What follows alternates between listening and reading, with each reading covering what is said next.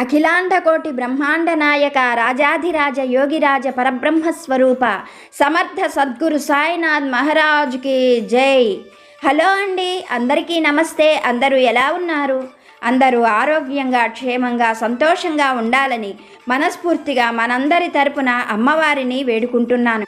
అలాగే మన జీవితంలోని కష్టాలు బాధలు అన్నీ కూడా బాబాగారి అనుగ్రహంతో తొలగిపోవాలని, మన నమ్మకం ఎప్పుడూ బాబాగారి పాదాలపైన ఉండాలని మనస్ఫూర్తిగా మీ అందరి తరపున నేను కూడా బాబాగారిని వేడుకుంటున్నాను. మరి ఈరోజు బాబాగారు ఒక చక్కని సందేశాన్ని మనకి అనుగ్రహిస్తున్నారు.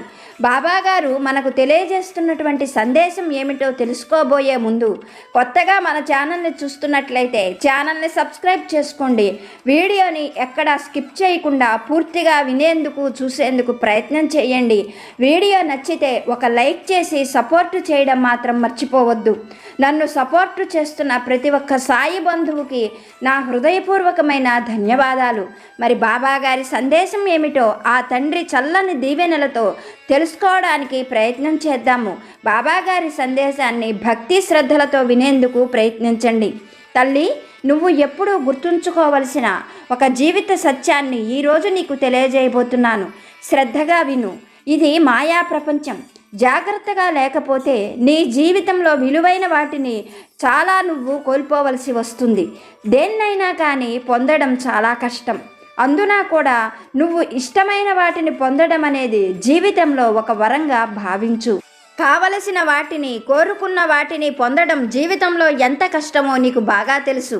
కానీ వాటిని కోల్పోవడానికి అరక్షణం కూడా పట్టదు.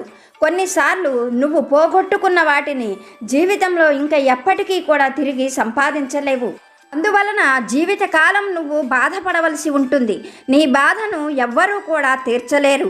అయితే నువ్వు ఈ సందర్భంలో ఒక ముఖ్యమైన విషయాన్ని గుర్తుపెట్టుకోవలసి ఉంటుంది.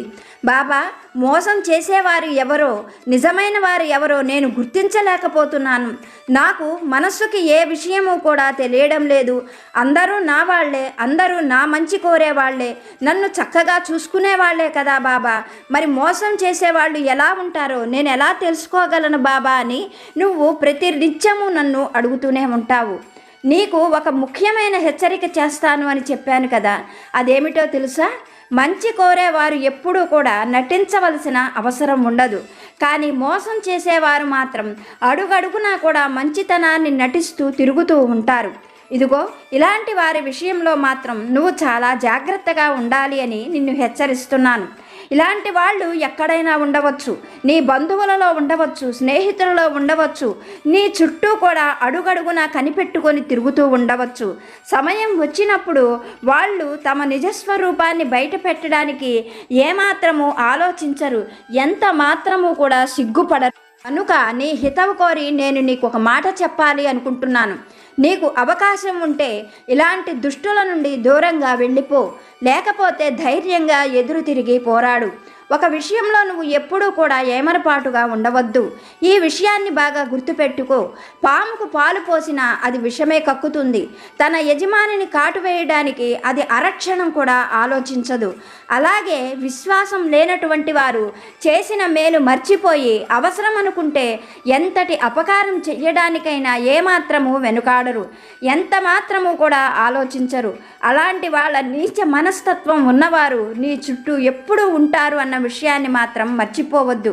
వారి విషయంలో నువ్వు ఎల్లప్పుడూ జాగ్రత్తగా ఉండు, జాగ్రత్తగా మసలుకో అంటూ బాబాగారు ఒక చక్కని సందేశాన్ని మనకి అనుగ్రహించారు. మన నుండి ఎంతో సహాయం పొంది అడుగడుగునా కూడా మనల్ని మోసం చేసేవారు ఉంటారు అని బాబాగారు ప్రతి క్షణం మనల్ని హెచ్చరిస్తూనే ఉంటారు. మనల్ని కాపాడేందుకు బాబాగారు ఏదో ఒక రూపంలో తన హెచ్చరికను తెలియజేస్తూ ఉంటారు. ఇటువంటి వారి విషయంలో జాగ్రత్తగా మసలుకోమని బాబాగారు చెబుతున్నారు. ఇటువంటివి మేకవన్య పులులు ఎప్పుడూ కూడా మన చుట్టూనే తిరుగుతూ ఉంటాయి. బాబాగారు చెప్పినటువంటి ఈ సందేశంలోని పరమార్థాన్ని ఒక చిన్న కథ రూపంలో బాబాగారి అనుగ్రహంతో తెలుసుకోవడానికి ప్రయత్నం చేద్దాం. వీడియోని ఎక్కడ స్కిప్ చేయకుండా చూడండి. నచ్చితే ఒక చిన్న లైక్ చేసి సపోర్టు చేయండి. పూర్వం దక్షిణ ప్రాంతంలోని ఒక అగ్రహారంలో నారాయణ భట్టు అనే సదాచార సంపన్నుడైన ఒక బ్రాహ్మణుడు ఉండేవాడు. నారాయణ భట్టు వేదాంగాలు చదివిన గొప్ప పండితుడు. ప్రతినిత్యము అతని ఇంటికి వచ్చేటువంటి పండితులతో ఆ ఇల్లు కలకలలాడుతూ ఉండేది. నారాయణ భట్టు కుటుంబము తరతరాల నుండి ఈశ్వరారాధన చేస్తూ ఉండేవారు. నారాయణ భట్టు తను నేర్చుకున్నటువంటి విద్యల వల్ల రాజాశ్రయం పొంది, అలా కాకుండా ఎన్నో దేవాలయాలలో ప్రతిష్టలు చేస్తూ గొప్ప యజ్ఞయాగాది క్రతువులు చేస్తూ చాలా ధనాన్ని సంపాదించాడు. అతను వేదాంగాలు చదివిన పండితుడు కావడం వల్ల నారాయణ భట్టు తనకు సంతానం కలగలేదు అని పెద్దగా బాధపడేవాడు కాదు. కానీ నారాయణ భట్టు భార్య మాత్రం పరమేశ్వరుడు ఒక్క బిడ్డనైనా ఇవ్వలేదు అని తనలో తానే ఎంతగానో బాధపడేది. నారాయణ భట్టు మాత్రం తనకు పుత్రులు లేరు అన్న ఆ బాధను మర్చిపోవడం కోసం తాను నేర్చుకున్నటువంటి వేద విద్యను అందరికీ ఉచితంగా నేర్పించేవాడు. వచ్చినటువంటి విద్యార్థులందరికీ ఉచితంగా భోజనాది వసతులను కల్పించేవాడు. దారిపోయేటువంటి బాటసారులందరికీ చక్కగా భోజనము, అన్న సదుపాయము కల్పించేవాడు. ఇలా తను చేయవలసిన పుణ్యకార్యాలన్నీ చేస్తున్నాడు నారాయణ భట్టు. కాలం జరిగిపోతూ ఉన్నది.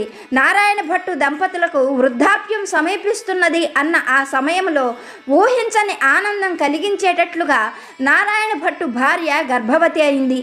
ఆ విషయం తెలుసుకున్న నారాయణ భట్టు ఎంతగానో సంతోషించాడు. ఆ సంతోషంతో వాళ్ళ రోజులు తొందరగా గడిచిపోయాయి. ఒక శుభముహూర్తంలో నారాయణ భట్టుకు చక్కటి మగపిల్లవాడు కలిగాడు. ఆ పిల్లవాడిని చూసిన నారాయణ భట్టు ఆనందానికి అంతులేదు. ఎంతో అసాధారణమైన సౌందర్యంతో చూడగానే ముద్దులు మూటగట్టేటట్లున్నాడు ఆ పిల్లవాడు. ఆ పిల్లవాడికి ఒక శుభముహూర్తంలో నారాయణ భట్టు దంపతులు చక్రధర భట్టు అని పేరు పెట్టి ఎంతో అల్లారు ముద్దుగా పెంచుకుంటున్నారు. అంతేకాకుండా ఆ పిల్లవాడు అసాధారణమైన తెలివితేటలతో విన్నది విన్నట్లుగా, చూసింది చూసినట్లుగా అతని మనస్సులో ముద్రపడిపోయేవి. ఏకసంతాగ్రాహిలాగా తండ్రి చదువుతున్న వేదాన్ని వింటున్నది వింటున్నట్టుగా తను కూడా చెప్పేవాడు. అలా ఆ పిల్లవాడి అసాధారణమైన సౌందర్యము, ఆ పిల్లవాడి తెలివితేటలు చూసిన మిగిలినటువంటి పండితులందరూ కూడా నారాయణ భట్టుతో నువ్వు చాలా అదృష్టవంతుడివి, నీకు అసలు బిడ్డలే కలగరు అన్న సమయంలో ఈ పిల్లవాడు పుట్టడం, ఈ పిల్లవాడు కూడా ఎంతో సౌందర్యంతో ఉండటమే కాకుండా ఏకసంతాగ్రాహిలాగా ఎవరు ఏం చెప్పినా తిరిగి చెప్పగలుగుతున్నాడు. నీ అంత అదృష్టవంతులు మరొకరు లేరు. మా మాటగా అయితే ఏ దేవలోకం నుండి ఏ దేవతా పురుషుడో శాపవశాత్తు నీకు కొడుకుగా జన్మించాడు. లేకపోతే వృద్ధాప్యం వచ్చే ముందు నీకు బిడ్డలు కలగడం ఏమిటి? కలిగిన ఈ బిడ్డ ఇంత అందంగా ఇంత చక్కగా చదవగలగడం ఏమిటి? ఇదంతా కూడా నీ పూర్వజన్మ అదృష్టం అంటూ నారాయణ భట్టు దంపతులను ఎంతగానో కొనియాడేవారు. అలా పండితులు తన కొడుకును పొగుడుతూ ఉంటే నారాయణ భట్టు ఆనందానికి అంతు ఉండేది కాదు. నిజంగానే తను అదృష్టవంతుడు, సంపూర్ణంగా పరమేశ్వరుడి అనుగ్రహం పొందాడు. లేకపోతే వృద్ధాప్యంలో బిడ్డలు పుట్టడం ఏమిటి? ఆ పుట్టిన పిల్లవాడు గొప్ప రాచకళతో, సౌందర్యంతో, ఏకసంతాగ్రాహిలాగా చదివింది చదివినట్లుగా చెప్పగలగడం ఏమిటి? ఇదంతా కూడా తన పూర్వజన్మ పుణ్యఫలం. ఏ జన్మలో పరమేశ్వరుణ్ణి గొప్పగా ఆరాధించానో కదా ఇంత గొప్ప బిడ్డ పుట్టాడు అని నారాయణ భట్టు అతని భార్య కూడా చాలా సంతోషంతో, ఆనందంతో ఆ బిడ్డని పెంచుతూ ఉన్నారు. చూస్తూ ఉండగానే చక్రధర భట్టు పెరిగి పెద్దవాడయ్యాడు. చక్రధర భట్టుకు వివాహం చేసుకునే వయసు వచ్చింది.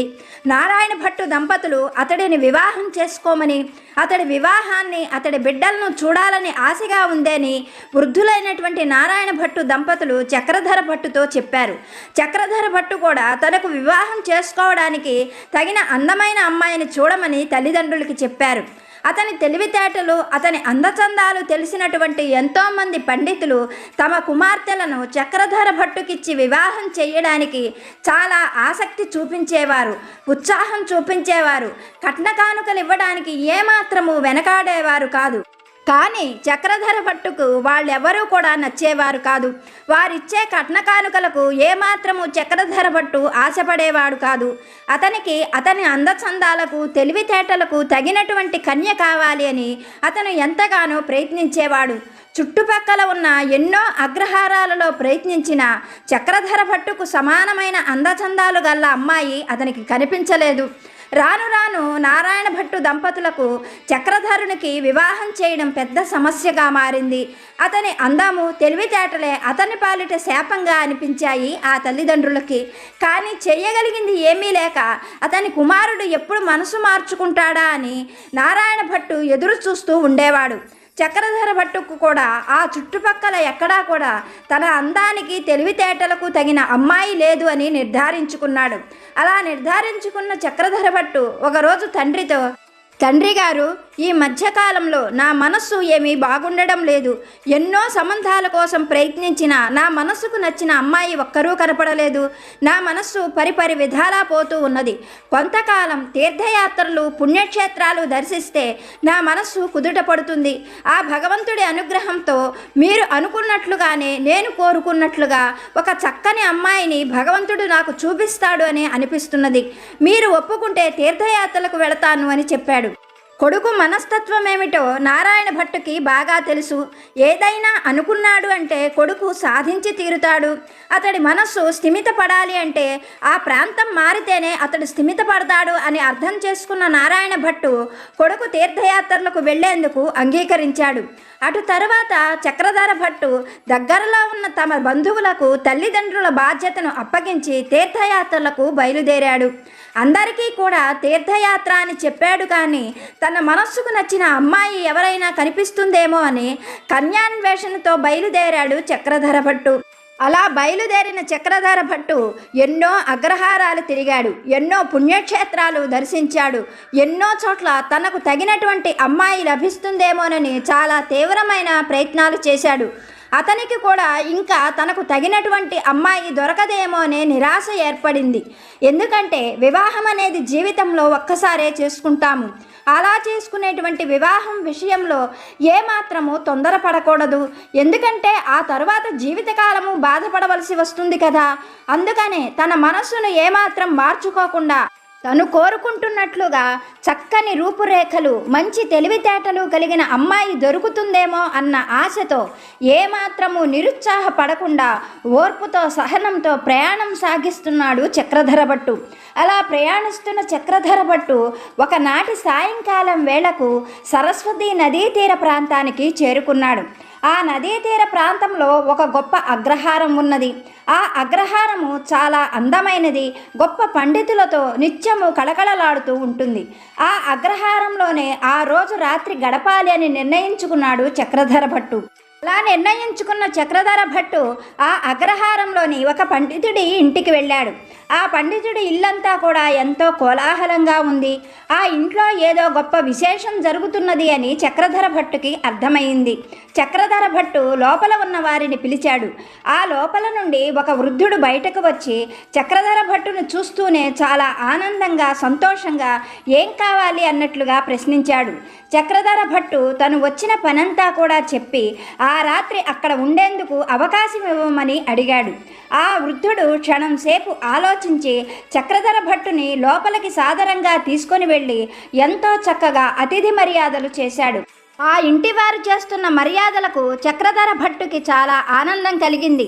తను ఎన్నో పుణ్యక్షేత్రాలు దర్శించాడు, ఎన్నో అగ్రహారాలలో తిరిగాడు. ఎంతోమంది అతనికి ఆతిథ్యం ఇచ్చారు, కానీ ఇంత గొప్పగా ఆతిథ్యం ఇచ్చిన వారు ఎవరినీ కూడా తను ఇప్పటి వరకు చూడలేదు. ఈ ఇంటి వారికి అతిథులంటే నిజంగానే దేవతలలా కనిపిస్తారేమో. అతిథి దేవో భవ అన్న మాటను వీళ్ళు తూచా తప్పకుండా పాటిస్తున్నారు. ఇటువంటి వారు అరుదుగా ఉంటారు అని మనసులో అనుకొని వారికి భగవంతుడికి కృతజ్ఞతలు తెలియజేశాడు. రేపటి రోజు మరొక ప్రాంతానికి ప్రయాణం సాగించవలసి ఉన్నది కనుక ఆలస్యం చెయ్యకుండా తొందరగా నిద్రపోయి బ్రహ్మముహూర్తంలోనే నిద్రలేచి ఆ ఇంటి వారికి చెప్పి ప్రయాణం చేయాలి అని నిర్ణయించుకొని నిద్రకు ఉపక్రమిస్తూ ఉండగా చక్రధర భట్టు దగ్గరకు ఇందాక తనను లోపలికి తీసుకొని వెళ్ళి అతిథి మర్యాదలు చేసిన వృద్ధుడు ఆయన దగ్గరకు వచ్చాడు. అప్పుడు చక్రధర భట్టు ఆ వృద్ధుడికి గౌరవంగా నమస్కరించి వాళ్ళ ఆతిథ్యానికి తను ఎంతగా ఆనందిస్తున్నది కూడా చెప్పాడు. అందుకు ఆ వృద్ధుడు, నాయన, ఆతిథ్యం దేముంది కానీ నేను వయస్సులో పెద్దవాడను, ఇంకా చెబితే నీ తండ్రి వంటి వాడను. నేను ఇలా సిగ్గు విడిచి అడుగుతున్నాను, నాకు ఒక సహాయం చేసి పెడతావా అంటూ దైన్యంగా చక్రధర భట్టును అడిగాడు ఆ వృద్ధుడు. అతడి మాటలకు క్షణం సేపు ఆలోచించిన చక్రధర భట్టు, నేను మీకు ఏ సహాయం చేయగలను? నేను దారేపోయే అతిథిని కదా అంటూ ప్రశ్నించాడు. అందుకు ఆ వృద్ధుడు, నాయన, నీ వల్ల మాత్రమే ఈ సహాయం అవుతుంది. నువ్వు ఈ సహాయం చేయడం వల్ల నా వంశం నిలబడుతుంది. నా పెద్దలకు నాకు కూడా నీళ్లు విడిచేవారు మళ్ళీ దొరుకుతారు. నువ్వు కనుక ఈ సహాయం చేయడం వల్ల నీకు ఎటువంటి నష్టమూ లేదు. నీకింకా పుణ్యఫలమే కలుగుతుంది. కనుక నాకు సహాయం చేస్తావా అంటూ మళ్ళీ ప్రశ్నార్థకంగా దైన్యంగా చూశాడు ఆ వృద్ధుడు. అతడిని ఏమాత్రము అంచనా వేయలేకపోయిన చక్రధర భట్టు, అంత పెద్దవాడు, తన తండ్రి వయసు వాడు అలా అడుగుతూ ఉండడంతో, సరే చెప్పండి, మీరు ఏ సహాయం అడిగినా సరే తప్పకుండా చేస్తాను అంటూ మాట ఇచ్చాడు చక్రధర భట్టు. అప్పుడు ఆ వృద్ధుడు ఇలా చెప్పడం మొదలుపెట్టాడు. నాయన, ఈ చుట్టుపక్కల ఉన్న 25 గ్రామాలలో నా వంటి పండితుడు లేడు అని చెప్పడంలో ఏమాత్రము గర్వం లేదు. నేను వేదాంగాలు సర్వశాస్త్రాలు కూడా చదువుకున్నాను. నాకు వివాహం జరిగిన 25 సంవత్సరాల వరకు సంతానమే కలగలేదు. ఇంకా సంతానం కలుగుతుందన్న నమ్మకం కూడా లేదు. నాకు 100ల కొద్దీ ఎకరాల పొలం, పశువులు కూడా ఉన్నాయి. కానీ ఏం ప్రయోజనం? సంతానం లేదని నేను బాధపడుతూ ఉండగా పరమేశ్వరుడి అనుగ్రహంతో నా భార్య గర్భవతి అయ్యింది. ఆ విషయం తెలిసి నేనెంత పొంగిపోయానో మాటల్లో చెప్పలేను. కొన్నాళ్లకు నాకు ఒక మగబిడ్డ పుట్టాడు. వాడు పుట్టిన కొన్ని క్షణాలలోనే నా భార్య చనిపోయింది. నా భార్య చనిపోయినప్పుడు నేను ఎంత దుఃఖపడ్డానో మాటలలో వర్ణించలేను. కానీ నాకు వంశాంకురం అందించింది కదా అని ఎంతగానో సంబరపడ్డాను. కానీ నా ఆనందము, సంతోషము ఎంతోసేపు నిలవలేదు. ఎందుకనగా నాకు పుట్టిన బిడ్డను చూసిన మరుక్షణమే ఈ ప్రపంచంలో నా అంత దురదృష్టవంతుడు మరొకడు ఉండడు అని నాకు ఖచ్చితంగా అర్థమయ్యింది. నేను ఎందుకు ఇలా చెబుతున్నాను అని అంటావా? నీకు అర్థమయ్యేటట్లు ఒక్క మాటలో చెబుతాను. నువ్వు ఎంత అందంగా, సౌందర్యంగా ఉన్నావో, నా కడుపున పుట్టిన నా బిడ్డ అంత వికారంగా, అంత అసహ్యంగా ఉంటాడు. వాడిని చూస్తే నాకే దగ్గరకు వెళ్ళాలి అని అనిపించదు. కానీ ఏం చేయమంటావు? ఏ జన్మలో నేను చేసిన మహాపాపము ఈ జన్మలో నాకు కొడుకు రూపంలో పరమేశ్వరుడు ప్రసాదించాడు. వాణ్ణి చూస్తూ ఉంచుకోలేక, వాణ్ణి భరించలేక క్షణక్షణం నేను నరకం అనుభవిస్తున్నాను. పోనీ రూపం సంగతి ఎలా ఉన్నా బుద్ధి అయినా సరిగ్గా ఉంటుందేమోనని, వాడికి వేద విద్యలు, శాస్త్రాలు నేర్పించాలని నేను చెయ్యనటువంటి ప్రయత్నం లేదు. వాడికి నయాన, భయాన ఎన్నో రకాలుగా వేద విద్య నేర్పించాలని ప్రయత్నించాను. కానీ నా ప్రయత్నం అంతా కూడా బూడిదలో పోసిన పన్నీరయింది. పొట్ట పొడిస్తే వాడికి అక్షరం ముక్క రాదు. అటువంటి శుంఠ నాకు కొడుకుగా పుట్టాడు. ఎన్ని చేసినా వాడిని నేను ఏమీ చెయ్యలేకపోతున్న కారణం వాడు నా కొడుకు. ఇప్పుడు వాడికి వివాహం చేసే వయస్సు వచ్చింది. నా ఆలోచన ఏమిటంటే, వాడికి ఒక చక్కని కన్యతో వివాహం చేస్తే వాడికి పుట్టేటువంటి పిల్లలు అందమైన పిల్లలు పుడతారు అని నాకు ఆశ. అందుకోసమే ఈ చుట్టుపక్కల ఉన్న అగ్రహారాలన్నింటిలో కూడా చక్కని కన్య కోసం నేను చెయ్యని ప్రయత్నం లేదు. నా ప్రయత్నం ఫలించి ఈ సరస్వతీ నది అవతల యోజన దూరంలో ఒక అగ్రహారంలో నేను అనుకున్నటువంటి మంచి లక్షణాలు, చక్కని సౌందర్యం కలిగిన ఒక అమ్మాయిని చూశాను. ఆ అమ్మాయితోటే నా కొడుక్కి వివాహం చెయ్యాలి అని నిర్ణయించుకున్నాను. కాకపోతే ఇక్కడే ఒక పెద్ద సమస్య ఉన్నది.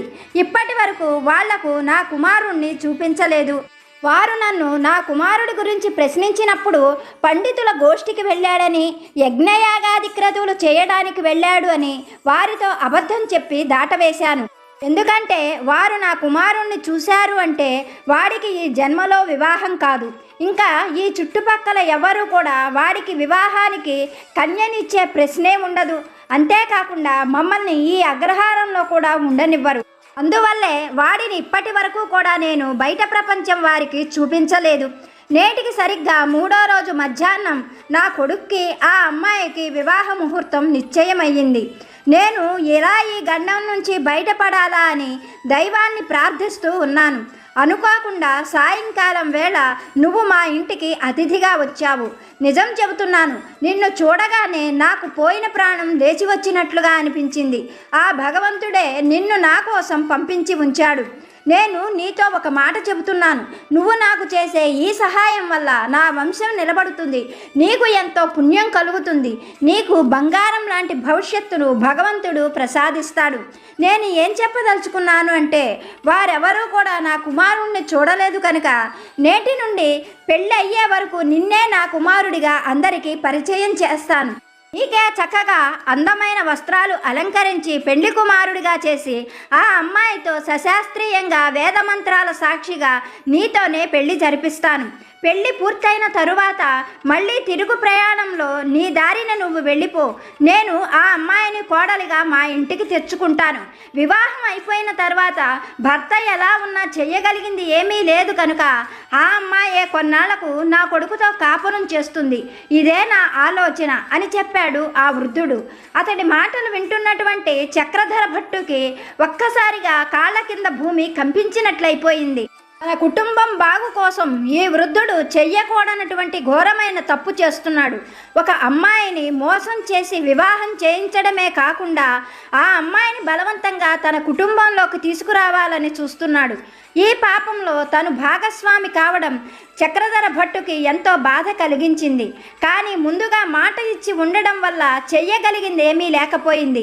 మొదటిసారిగా ఆ వృద్ధుడన్న ఆ కుటుంబం అన్న ఎంతో అసహ్యం అనిపించింది చక్రధర భట్టుకి. చేసేది ఏమీ లేకపోవడంతో ఆ రోజు రాత్రంతా కూడా చక్రధర భట్టుకి ఎంత ప్రయత్నించినా నిద్ర పట్టలేదు. ఒక పండితుడి స్వార్థం కోసం ఒక ఆడపిల్లకు తను ఇంత మోసము ద్రోహము చెయ్యవలసి వస్తుంది అని ఎప్పుడూ కలలో కూడా ఊహించలేదు చక్రధర భట్టు. ఆ రోజు రాత్రంతా కూడా అదే ఆలోచనలతో గడిపివేశాడు. తెల్లవారుతూ ఉండగానే చక్రధరుడు సరస్వతి నదీ తీరానికి వెళ్ళి స్నానాధికాలు ముగించుకొని దేవతార్చన మొత్తం పూర్తి చేసుకున్నాడు. ఆ తరువాత మళ్ళీ ఆ వృద్ధుడి కుటుంబం దగ్గరకు వచ్చాడు. అలా ఆ వృద్ధుడి కుటుంబం చక్రధరుణ్ణి తీసుకొని నది ఆవల ఉన్నటువంటి ఆ ఆడపెళ్లి వారి ఇంటికి మధ్యాహ్నానికే చేరుకున్నారు. ఆ ఇంటి వారందరూ కూడా చక్రధరుడి అందాన్ని తెలివితేటలను చూసి ఎంతగానో పొంగిపోయారు.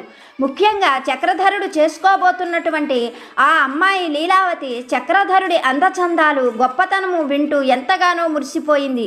ఎన్నో జన్మలలో పుణ్యం చేస్తేనే ఇంత అందమైన వాడు తెలివైన వాడు తనకు భర్తగా లభిస్తున్నాడు కదా అని ఆ అమ్మాయి ఆనందానికి అంతు లేకుండా పోయింది. ఇవన్నీ ఒక కంట గమనిస్తున్న చక్రధరుడు మరింతగా బాధపడుతున్నాడు. ఆ అమ్మాయికి తన వల్ల ఇంత ద్రోహం జరగడం నిజంగా విధివ్రాతే అని తనలో తానే బాధపడుతూ ఉన్నాడు. సాయంకాలం అవుతూ ఉండగా చక్రధరుడు మళ్ళీ సంధ్యావందనాది కార్యక్రమాలు చెయ్యాలి అన్న ఉద్దేశంతో ఆ అగ్రహారానికి కొద్ది దూరంలో ఉన్న ఒక సరస్సు వద్దకు వెళ్ళాడు. అక్కడ తన పనులన్నీ ముగించుకున్నాడు. కానీ అతని మనసులో ఉన్న బాధ చేత తిరిగి వచ్చేటప్పుడు తనకు తెలియకుండానే తన ఆలోచనల వల్ల దారి తప్పిపోయాడు చక్రధరుడు. అలా వడివడిగా వస్తూ ఉండగానే ఆ చక్రధరుడికి ఎదురుగా ఒక పెద్ద ఆకారం నిలబడి, ఎవడవరా నువ్వు? నన్ను తప్పించుకొని ఎక్కడికి వెళతావు? ఇప్పుడు నువ్వు నాకు ఆహారమైపోతావు అన్న మాటలు వినిపించాయి. ఆ మాటలు వినిపించడంతో తన ఆలోచనల నుండి ఈ లోకంలోకి వచ్చాడు చక్రధరుడు. చుట్టూ పరికించి చూసేసరికే బాగా చీకటి పడిపోయి ఉంది. తల పైకెత్తి చూసిన చక్రధరుడికి ఎదురుగా నల్లటి కొండ వంటి ఒక ఆకారం నిలబడి ఉంది. అప్పటికి కానీ చక్రధరుడికి అది ఒక రాక్షసుడు అని అర్థం కాలేదు. ఆ రాక్షసుడు చక్రధరుణ్ణి చూస్తూనే, నరమాంసం దొరికి నాకు చాలా కాలం అయిపోయింది, కానీ ఇంత అందమైన యువకుడు నాకు భోజనం అవుతాడని నేనెప్పుడూ అనుకోలేదు. తక్షణమే నిన్ను తిని నా ఆకలి తీర్చుకుంటాను అంటూ పెద్ద పెద్దగా అరుస్తున్నాడు ఆ రాక్షసుడు. అప్పుడు చక్రధరుడు ఏమాత్రము భయపడకుండా ఆ రాక్షసుడికి భక్తిగా నమస్కరిస్తూ, అయ్యా, నేను ఒక పని మీద ఇక్కడ దగ్గరలో ఉన్న అగ్రహారంకి వచ్చాను. నా పని పూర్తి కాగానే రేపు రాత్రి వేళ నేను మీ వద్దకు ఇక్కడికే వస్తాను. అప్పుడు మీరు నన్ను సంతోషంగా భోంచేయవచ్చు. నా మాట నమ్మి నన్ను ఒక్కరోజు విడిచిపెట్టండి అన్నాడు చక్రధరుడు. అతడి మాటలకు రాక్షసుడు ఆశ్చర్యంగా, నీ మాటలు నమ్మమంటావా? మీ మనుషుల్ని నమ్మవచ్చా అంటూ ప్రశ్నించాడు. అందుకు చక్రధరుడు తను వచ్చిన పని, వృద్ధుడికి తనకు జరిగిన సంభాషణ అవన్నీ కూడా చెప్పి, ఎంతో చెడ్డవాడు పాపాత్ముడైన ఆ వృద్ధ బ్రాహ్మణుడికే సహాయం చేస్తున్నాను. అటువంటిది నీ ఆకలి తీర్చడానికి రాకుండా ఉంటానని మాత్రం అనుకోవద్దు. నా మాట నమ్ము. నేను రేపు రాత్రి వేళకు ఇక్కడికి వస్తాను అని చెప్పాడు చక్రధరుడు. క్షణం ఆలోచించిన రాక్షసుడు, సరే వెళ్ళు, నీ మాట మీద నమ్మకంతో నిన్ను విడిచిపెడుతున్నాను, నువ్వు ఏమాత్రం మాట మీద నిలబడతావో అది కూడా నేను చూస్తాను అంటూ రాక్షసుడు క్షణంలోనే ఆ చీకట్లో కలిసిపోయాడు. చక్రధరుడు బ్రతుకుజీవుడా అనుకుంటూ వడివడిగా అగ్రహారానికి చేరుకున్నాడు. అనుకున్నట్లుగానే ఏ ఆటంకాలు లేకుండా ఆ మరునాడు చక్రధర భట్టుకి లీలావతికి ఎంతో ఘనంగా వివాహం జరిగింది. ఆ రోజు రాత్రి వేళే లీలావతి కుటుంబ సభ్యులు వారిద్దరికీ ఏకాంతాన్ని ఏర్పాటు చేశారు. ఆ సమయంలో కూడా చక్రధరుడు లీలావతి వైపు కన్నెత్తి చూడలేదు. తన భర్తకు తన పైన ఎందుకు కోపం కలిగిందో, అతను ఎందుకు ముభావంగా ఉన్నాడో లీలావతికి ఏమాత్రము అర్థం కాలేదు. ఒక రాత్రి గడుస్తూ ఉండగా లీలావతి నిద్రపోయింది అని అనుకున్నటువంటి చక్రధరుడు గబగబా లేచి పెరటి గుమ్మం నుండి ఆ వనం వైపు వడివడిగా నడిచి వెళుతూ ఉన్నాడు. భర్త తీరును గమనిస్తున్నటువంటి లీలావతి ఏమాత్రం చప్పుడు చెయ్యకుండా ఆమె కూడా భర్తనే అనుసరిస్తూ అతని వెనకే వస్తూ ఉంది. కొంతసేపటికి చక్రధరుడు ఆ పెళ్లి వస్త్రాలతోటే రాక్షసుడి ఉన్న ఆ వనానికి చేరుకున్నాడు. అతడి కోసమే ఎదురు చూస్తున్న రాక్షసుడు సంతోషంతో చక్రధరుణ్ణి చూస్తూ, నీ వంటి మనిషిని నేను ఇంతవరకు చూడలేదు, నీ వంటి పుణ్యాత్ముణ్ణి తింటే ఆ పుణ్యంతో పాటు నా ఆకలి కూడా తీరిపోతుంది అంటూ ఒక్క ఉదుటున చక్రధరుడి మీదకి దూకపోయాడు. అయితే భర్తనే అనుసరించి వస్తున్నటువంటి లీలావతి క్షణం కూడా ఆలస్యం చెయ్యకుండా రాక్షసుడి ముందుకు వచ్చి, ఆగు, నా భర్తకు ఏ హాని తలపెట్టవద్దు, మాకు వివాహం జరిగి 24 గంటలు కూడా గడవలేదు, నా భర్త లేకపోతే నేను ఎలా బ్రతకాలి అంటూ దుఃఖించసాగింది. రాక్షసునికి చాలా కోపము చిరాకు కలిగి లీలావతితో, నువ్వు ఎలా బ్రతుకుతావో నాకెందుకు, భిక్షమెత్తుకొని బ్రతుకు అన్నాడు. అప్పుడు లీలావతి, నేను భిక్షమడిగితే ఎవరు పెడతారు అన్నది. అందుకు రాక్షసుడు క్షణం సేపు ఆలోచించి, నువ్వు అడిగినప్పుడు ఎవరైనా సరే భిక్ష పెట్టను అంటే వారి శిరస్సు 1000 వక్కలవుతుంది అన్నాడు. అప్పుడు లీలావతి తన కొంగు చాచి, అలా అయితే నాకు పతిభిక్ష పెట్టు అంటూ రాక్షసుడి ముందు నిలబడింది. ఆమె అలా అడుగుతుందని ఏమాత్రం ఊహించని రాక్షసుడు లీలావతి తెలివితేటలకి సమయస్ఫూర్తికి ఎంతగానో మెచ్చుకొని, సరే, నీ భర్తను నీకు భిక్షగా పెడుతున్నాను, మీరిద్దరూ సంతోషంగా ఉండండి అంటూ ఆ క్షణమే అదృశ్యమై చీకట్లో కలిసిపోయాడు. జరుగుతున్నదంతా కూడా చక్రధర భట్టుకి ఒక కలలాగా అనిపించింది. తను కోరుకున్నటువంటి అందచందాలు, తెలివితేటలు, సమయస్ఫూర్తి లీలావతిలో పుష్కలంగా ఉన్నాయి.